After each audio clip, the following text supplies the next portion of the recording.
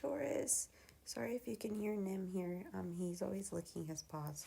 But anyway, these are your messages for February. Before we get started, I just want to let you know that I don't judge you. Literally all the messages coming through are for me to listen to because you are my mirror just like how I am to you. Take notes, get comfy, take what resonates and let go what doesn't. Let's get started. Hi Taurus, this is your reading for mid-February till the end of February. Take anything that resonates and let go anything that doesn't. This reading is for you and a noun, a person that perhaps you're dating or that you're that's taking a lot of your energy right now at the moment, or maybe it doesn't have to be a person, it can be a job, because it can be a person, place, so place can be work, or you get the whole spiel. Taurus, it's been one heck of a year. It seems like Taurus, people get scared of the Tower, and these cards can seem pretty intimidating, but I don't know, I feel like even it's like a dishedding that we're going through. I think all of us are going through a dishedding right now, and that's what these cards, obviously, I think Taurus has been going through earth signs in general, along with maybe water, but then air as well, and fire as well. I mean, we all are, right?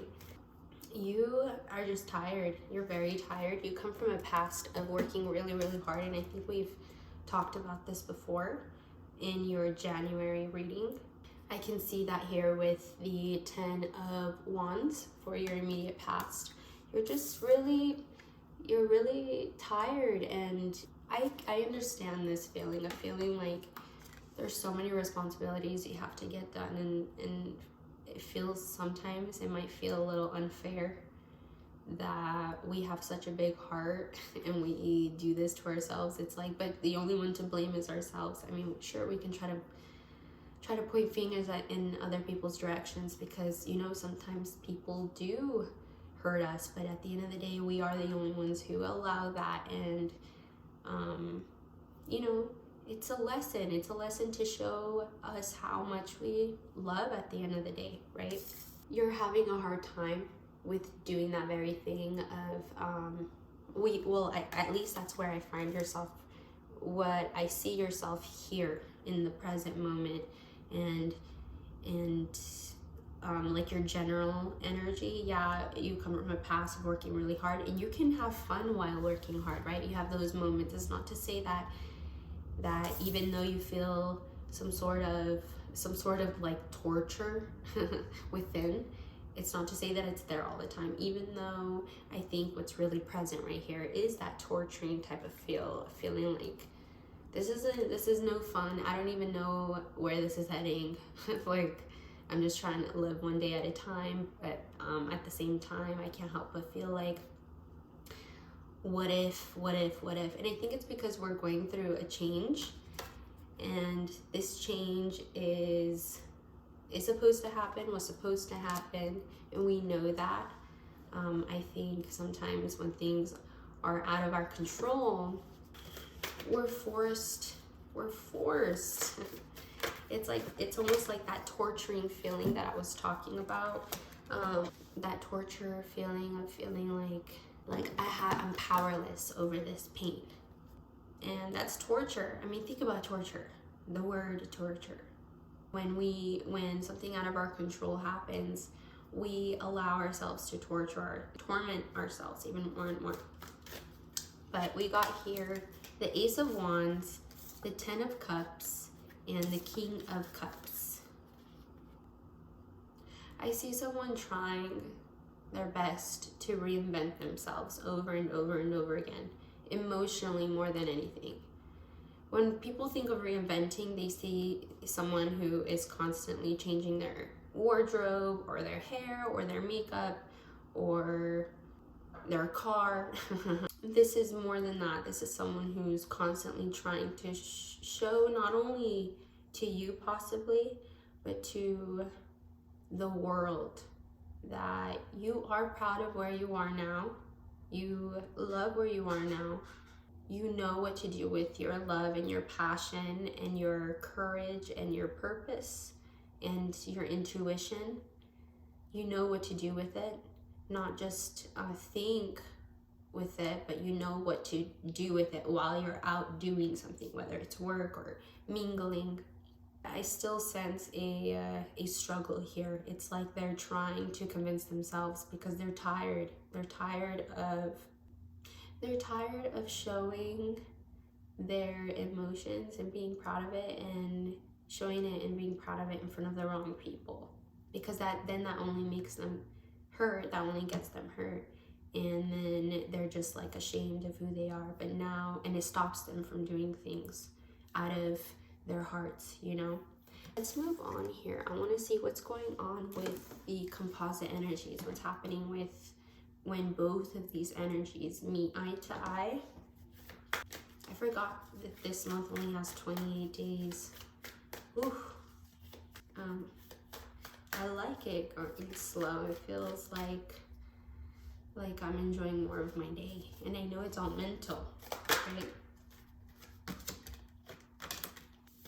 We got the High Priestess, the Nine of Wands, and the Ten of Swords. I had to just sit here and look at these cards for a second because there's so much being said. With the High Priestess as your immediate past, it's showing me for both of you, for both of these energies, it's like whoever this is, or whatever you had to let go, whatever happened and change, you either fear of happening again, or that's actually happened in the past that you just can't let go, and maybe that's why you fear that it's going to happen again. Whatever change happened, you were literally dealing with the opposite frequency of you. That's why it's so significant, and that's why you carry it so much within you, because the more you analyze it, the more you understand where you are. And where you are is the complete opposite. And we can go around and fight it and not want to accept that, because that can be very hard to accept. That it's like sometimes we don't want to believe that some people are really good at hiding how different they are, right? How different they are than you. And it's not to blame them. I think these people who are different than you just want to relate. I mean, if they're in an opposite state, it's for a reason, you know, and it's our job to just forgive and to set boundaries within ourselves. And I think it's difficult for you to do that. It's hard for you to set boundaries because you think the world is unfair. And you're almost willing to die believing that the world is unfair. And it's like you're constantly in that state of mind of being, of like an ultimatum. It's like, it's either life is fair or not, and I get out of here and I die. This is depression, this is anxiety. And I'm not saying this is happening all the time, but it's here, especially when you're confronted with this energy that supposedly has it all together. This person supposedly has, you know, and I'm saying supposedly because they are so good at acting like they do, to the 100%. There is no percentage in here that doubts me, myself, because of this one wand. And sometimes that's all we need, you know. We don't need to, in our perspective, it's like that's it, that's what's driving you to be like this.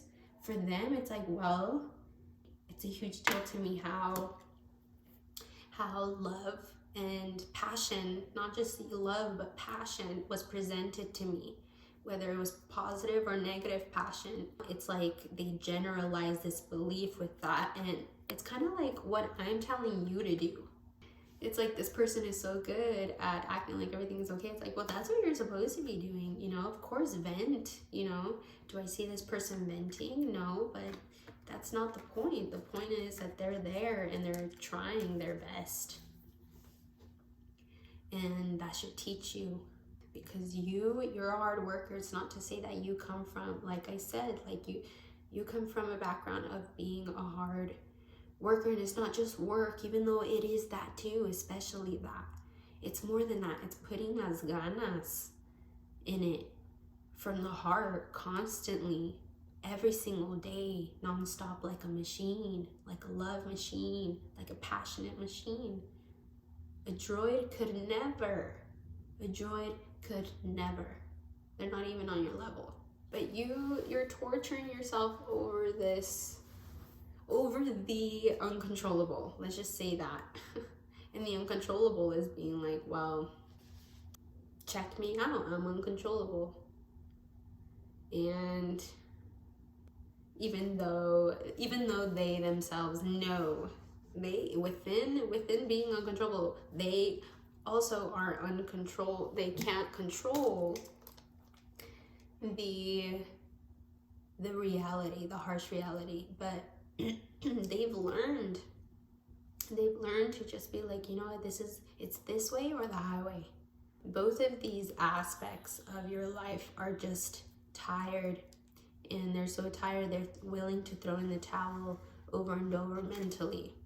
You know how exhausting that is, throwing the towel over and over mentally, but constantly not let yourself, because you won't let yourself, but still thinking about it, still thinking about doing it all the time. It's draining. Let's get some advice here for you, Taurus.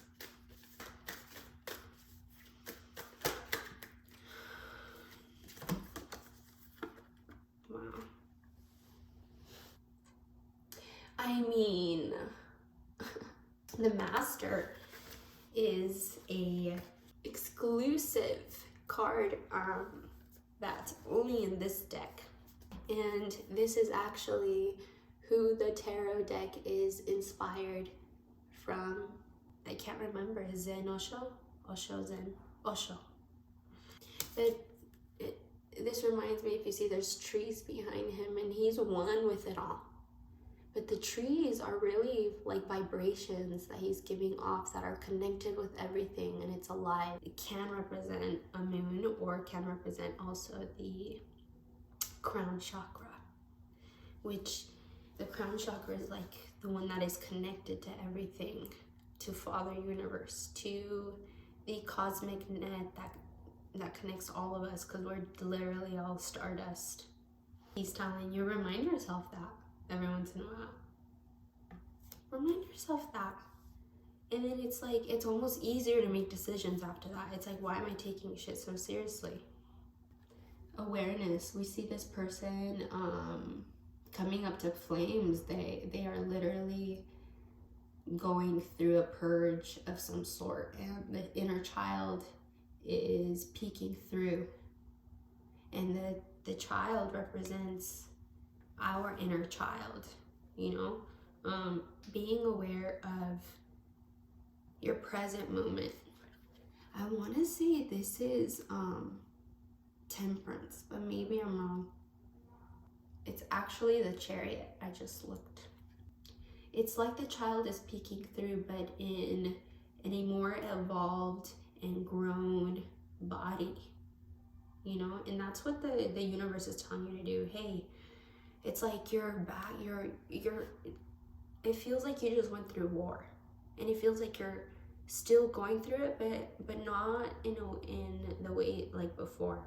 Now it's like finishing up, and before it finishes, like this inner peaceful part of you starts peeking through, and it gets you excited for the future. It gets you excited for the present moment. It's like, whoa, like I'm actually excited to be here, right now, because the war's almost over somehow. I think it is over. It's more like the aftermath, the cleanup of the war is what's happening right now. And what does war mean to you? And I don't know why I'm thinking of the word war. It's like, what? Like, That's your advice. Okay, well, I love you. Know that I don't judge you. I said that in the beginning of the video. I hope that stuck around. Like, I don't judge you. I love you. You are me. I am you. Okay? Please like, comment, subscribe, anything. Just help me out. Let me know that you enjoy these. Yeah. Thank you, Taurus. I'll talk to you in March, okay? Mwah.